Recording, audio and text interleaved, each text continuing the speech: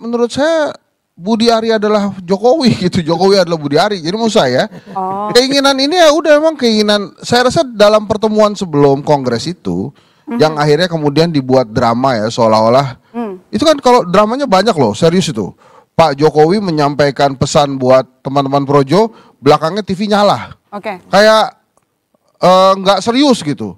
Semuanya kan dibuat seperti itu, tapi kan saya yakin itu adalah arahan murni Pak Jokowi. Udah, kamu ke sana aja lah. Kamu ke Pak Prabowo aja, kali aja jadi menteri lagi gitu kan. Coba kita dengarkan lagi pernyataan Presiden Prabowo Subianto yang membantah dikendalikan oleh Jokowi. Kita putarkan berikut, saudara. Prabowo takut sama Jokowi, Prabowo masih dikendalikan oleh Pak Jokowi. Nggak ada itu. Pak Jokowi itu tidak pernah nitip apa-apa sama saya. Ya saya harus katakan yang sebenarnya kan begitu. Pak Prabowo takut sama Pak Jokowi. Nggak ada itu. Untuk apa saya takut sama beliau? Oke, aku hopeng sama beliau kok takut. Ya, sekarang juga sudah hadir bersama kita ada RCT Juhro, peneliti utama Politik Brain, Mbak Wiwik. Selamat malam, Mbak Wiwik. Selamat malam.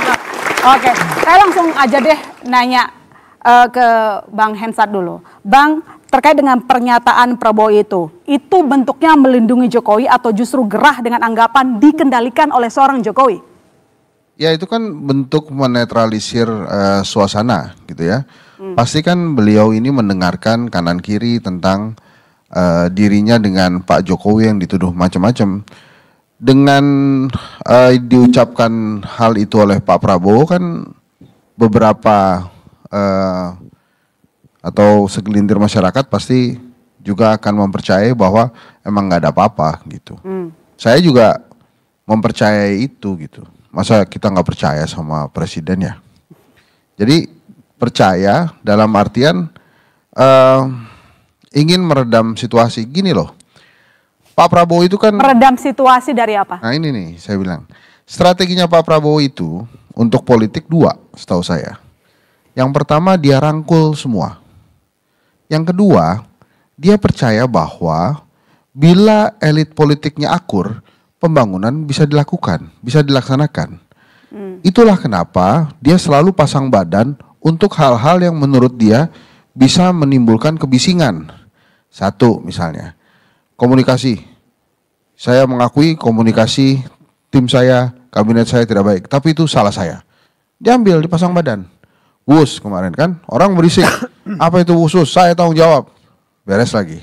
Ini juga Pak Jokowi. Saya nggak takut sama Pak Jokowi, saya hopeng sama Jokowi. Udah, dia pengennya meredam situasi supaya pembangunan bisa dilaksanakan. Kan keinginan rakyat Indonesia banyak. Ada cita-cita, terus cita-cita Pak Prabowo juga banyak. Beberapa hal kan belum mencapai target. Koperasi Merah Putih belum, MBG masih ada beberapa hal yang harus diteruskan gitu. Jadi hal yang disampaikan oleh Pak Prabowo itu memang untuk menenangkan situasi. Nah apakah kemudian itu berimbas ke Projo? Saya rasa sih enggak gitu ya. Jadi yang disampaikan Pak Prabowo itu murni adalah untuk ingin mengatakan bahwa udahlah, saya sama Pak Jokowi itu hopeng, saya nggak takut. Tapi kan memang rakyat Indonesia itu membutuhkan bukti ya. Apakah akan ada lagi orang-orang Pak Jokowi yang di reshuffle dari kabinetnya misalnya, atau apa lagi gitu. Tapi apa yang disampaikan Pak Prabowo itu emang harus disampaikan begitu supaya para rakyatnya tenang, kalem lagi, pembangunan bisa diteruskan. Apalagi kan sebentar lagi akan menghadapi 10 November. Pengumuman pahlawan nasional, ada 2 presiden di situ, Gus Dur dan Soeharto. Kita belum tahu apakah akan diumumkan sebagai pahlawan nasional atau tidak. Dan beberapa tokoh lain. Jadi artinya menuju polemik selanjutnya, polemik yang ini harus diselesain dulu. Gitu loh. Tapi kenapa tiba-tiba ada Projo mau pindah haluan ke Gerindra? Menurut Anda? Ya emang cari kehidupan kan. Cari kehidupan maksudnya meninggalkan yang lama? Bukan. Apa? Kan paling enak dekat dengan kekuasaan. Dekat sama kekuasaan, cari hidup. Ya, mungkin juga komisaris ditambah kali ya. Terus kemudian mungkin cari perlindungan hukum gitu. Makanya mau saya terbuka aja Projo, nggak usah ke kanan ke kiri udah sebutin aja tujuannya ini rakyat ngerti kok. Saya sih yang ngerti gitu. Oh, saya. gitu. Jadi ini manuvernya siapa? Manuvernya Budi Ari Projo atau ini manuvernya seorang Jokowi? Menurut saya Budi Ari adalah Jokowi gitu. Jokowi adalah Budi Ari. Jadi maksud saya keinginan ini ya udah emang keinginan. Saya rasa dalam pertemuan sebelum kongres itu yang akhirnya kemudian dibuat drama ya seolah-olah itu kan kalau dramanya banyak loh, serius itu. Pak Jokowi menyampaikan pesan buat teman-teman Projo, belakangnya TV nyala. Kayak nggak serius gitu. Semuanya kan dibuat seperti itu, tapi kan saya yakin itu adalah arahan murni Pak Jokowi. Udah, kamu ke sana aja lah, kamu ke Pak Prabowo aja, kali aja jadi menteri lagi gitu kan. Mungkin begitu bisa kan. Nah tapi kan katanya sekarang beliau sudah jadi anggota Gerindra. Ya nggak apa-apa, jadi asal masuk Gerindra juga nggak apa-apa. Tapi kan posisinya di mana nih nanti tergantung dari Pak Prabowo. Tapi itu tadi menarik apa yang disampaikan oleh Bang Ray Rangkuti. Apakah Gerindra akan menerima orang yang juga berstrategi gitu kan? Males juga gitu. Tapi udahlah, iya ya. Bang Freddy udah emang cari udah Gerindra belum sih? Begitu kan. Udah Gerindra belum sih? Siapa? Pak Budi? Atau setahu saya sudah. Sudah? Setahu saya sudah. Bang Indra Sam udah diterima emang? Secara kartu anggota ya? Anggota. Kalau mau melihat dari situnya. Sudah ada kartu anggotanya? Setahu saya sudah. Itu Bang? Selesai. Ya, nah saya jelaskan begini ya. Ini kita pakai terminologi dulu bahwa di partai itu ada namanya anggota. Ya, anggota itu bisa siapa saja. Ya, syarat anggota itu satu cukup umur 17 tahun. Tidak terafiliasi dengan bukan anggota partai politik. Jadi Bang Ridwan nggak bisa, Bang Ade nggak bisa. Habis itu Bang Ferdinand nggak bisa. Dulu beliau anggota Gerindra juga nggak bisa. Nah beliau bisa ini. Bang Hensat bisa, PV juga bisa, Mbak Wiwi juga bisa. Jadi itu intinya. Jadi setiap orang bisa jadi anggota Partai Gerindra. Anggota, ya kan. Nah kalau untuk jadi kader, nah ini beda lagi. Menjadi kader itu dia harus diklat.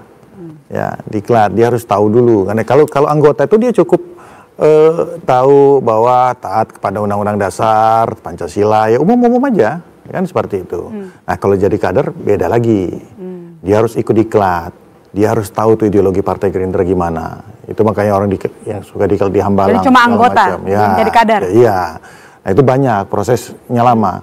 Saya untuk menjadi kader, kemudian saya jadi anggota, saya jadi kader, kemudian baru bisa jadi pengurus. Jadi anggota berarti tidak mendapatkan tempat khusus gitu? Ya iya, belum tentu. Kalau masalah itu, semua bisa. Adik-adik juga bisa kalau cukup umur 17 tahun. Ayo, kapan ikut saya? Bisa. Bisa Gerindra, bisa semua. Partai yang lain bisa juga. Partai yang lain. Boleh. Tapi Pak Budi Ari, jadi seperti ini udah merah-merah tuh di belakang. Jadi seperti teman-teman PSI, Gerindra adalah partai yang terbuka untuk semua. Nah, itu realnya seperti itu. Karena sudah jelas di anggaran dasar, anggaran rumah tangga. Jadi profilnya Pak Budi Ari itu cukup tidak untuk menjadi seorang kader di Gerindra? Ya harus lulus dulu diklatnya. Ya kan? Jadi lulus artinya nggak ada keistimewaan kalaupun masuk beliau gitu. Ya belum tentu. Nah kan gitu. Belum tentu katanya ya kan Bang harus kita Freddy. uji dulu. Belum kan tentu gitu. diterima di Gerindra. Enggak. Kalau diterima sudah. Secara administratif sudah masuk. Siapapun bisa untuk menjadi. Tapi mungkin untuk menjadi kader. Untuk menjadi kadernya kan? Kalau dijaketin gitu ya. Biasanya kan kalau misalnya PSI itu ada Mat Ali kan dijaketin terus bisa pidato. Enggak, kalau di PSI langsung bisa jadi ketua harian. Jangan di Gerindra enggak bisa katanya dia. Jangan nyerempet-nyerempet yang situ beda. Jadi enggak, maksud partai ini beda-beda juga. Gini loh. Ada yang 2 hari jadi anggota langsung ketua umum ada. Ada yang partai begitu ya. Kan? Ini iseng banget. Jadi gini maksud saya, kan harapannya Budi Ari masuk Gerindra pasti kan diterima karena dianggap membawa gerbong besar. Gitu, jadi akhirnya wah diterima oleh Pak Prabowo, dijaketin selamat ya, jeng gitu, terus silakan pidato gitu. Kalau cuma katanya doang mah daftar Mas Kyosi, Kyosi ya, Keiko, udah ganti nama bro, Keiko, daftar. Jadi maksud saya harapannya Budi Ari nggak sampai situ. Tapi dia pengennya memang spesial tempatnya. Cuma sejauh ini yang kita ketahui, menurut informasi dari Bung Freddy, saudara Budi Ari ini hanya memiliki kartu anggota. Nah, baru kartu anggota. Jadi itu level yang paling bawah. Oke. Di atas itu baru kader. Kan kira-kira gitu. Jadi apa kira-kira motif gitu. Projo Tapi itu gabung ke strukturnya Gerindra? aja. Nanti dijawab. Kami segera kembali saudara, tetap di Bola Liar.